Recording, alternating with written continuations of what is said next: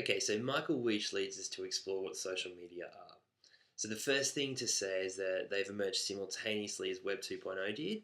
So, which is, I guess, a bit of a cliche term, but I guess you could say that Web 2.0 is merely a way of talking about a series of tools that enables users to talk back across platforms. So, and I guess that emerged at the same time that the .com bubble burst in the late 90s.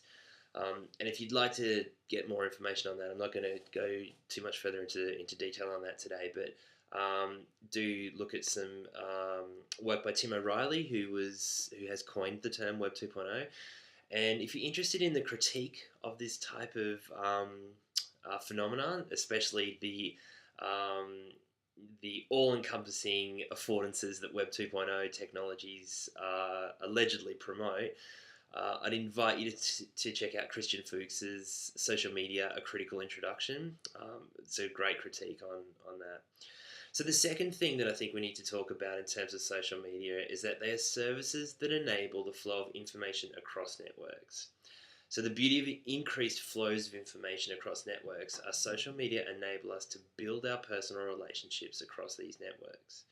So we're developing our personal niche audiences or relationships through what we say, the information we share, and the status that we enjoy as users of online services, otherwise known as social media.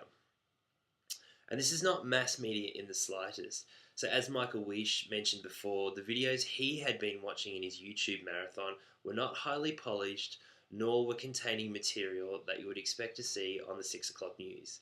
Although, having said that, I see a disturbing increase of the social media expert on some of the morning news shows and relative media productions, whose job it is to find the most obscure YouTube video and bring it to the masses.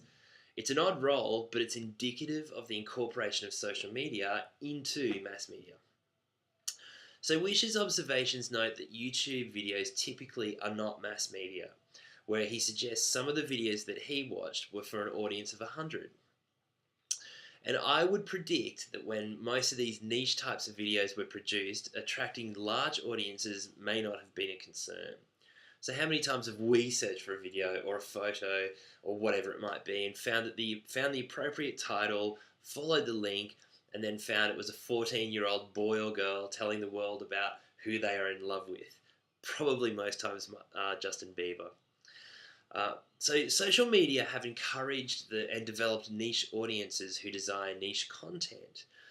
Quite the opposite to the approach of mass media.